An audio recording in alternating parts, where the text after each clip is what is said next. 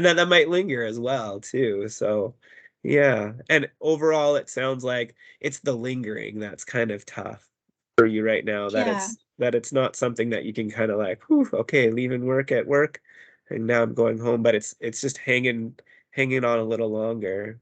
Yeah. Yeah. You mentioned a little bit about your kind of just relationship style as well too. And that's interesting as well. And I'm curious, who would you find as some of your supports in general that you naturally have in your life?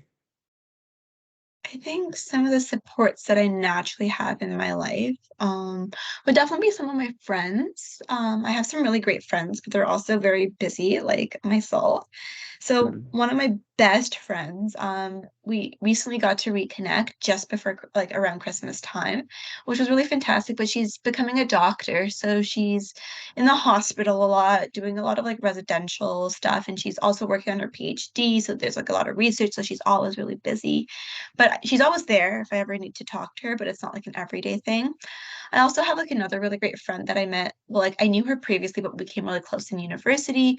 She's there, but she's also really busy because she's moving out of Calgary right now. So I have a lot of really good friends, but they're just also very busy. So I only connect with them when I like can. And Yeah. then other than that, I guess more in my daily situation, I live at home.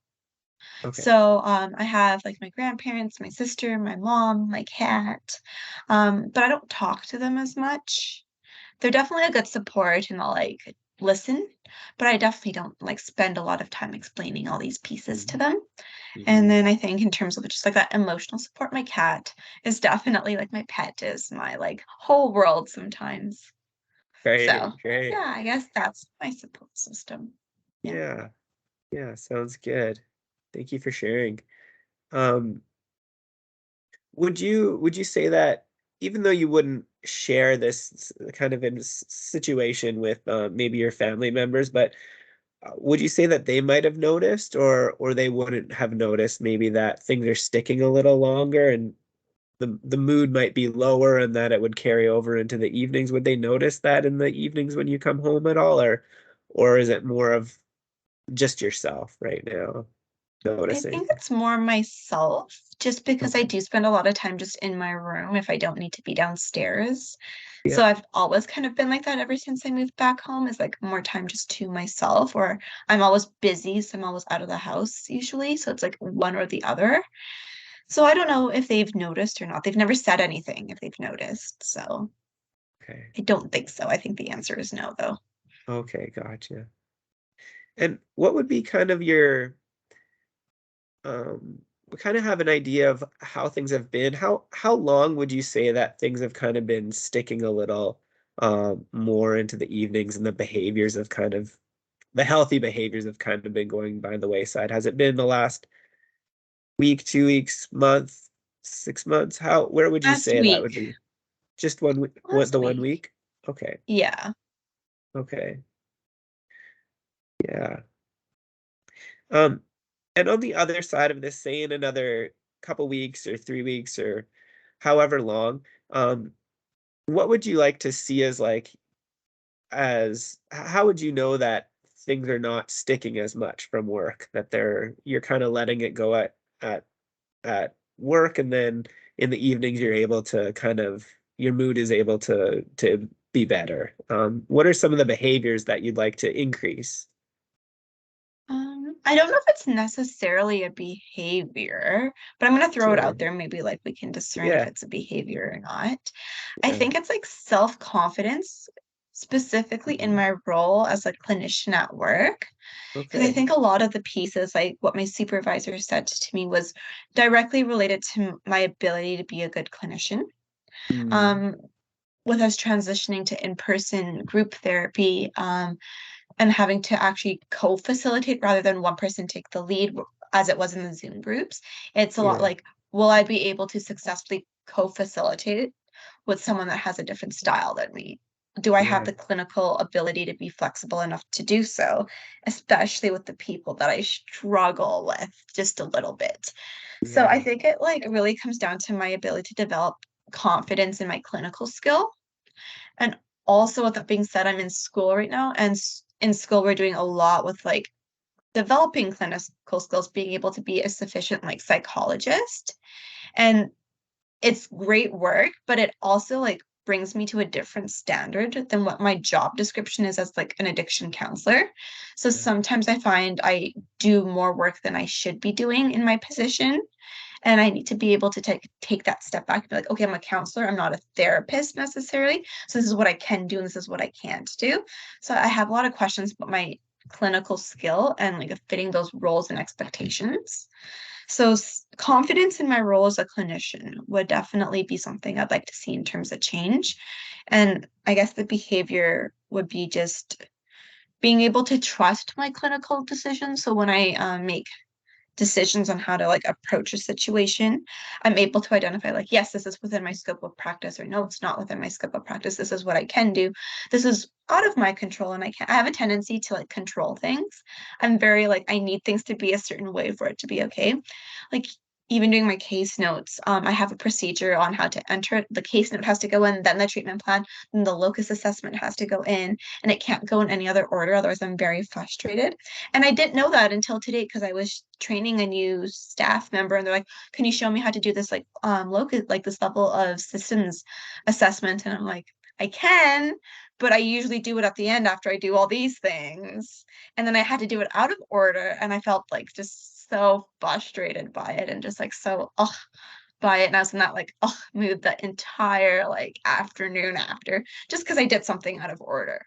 So it bothered Yeah. me just a little bit.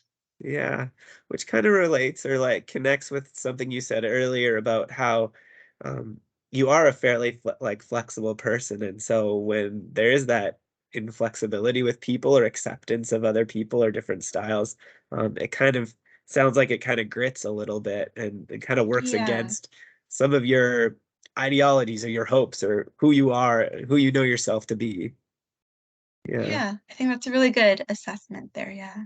Yeah, would like the confidence kind of relate to that as well? Like I'm wondering if those two kind of situations would relate. I'm just noticing like within confidence in your work, the two examples you kind of gave were in relation to other not necessarily clients, but like coworkers. And so I'm just wondering if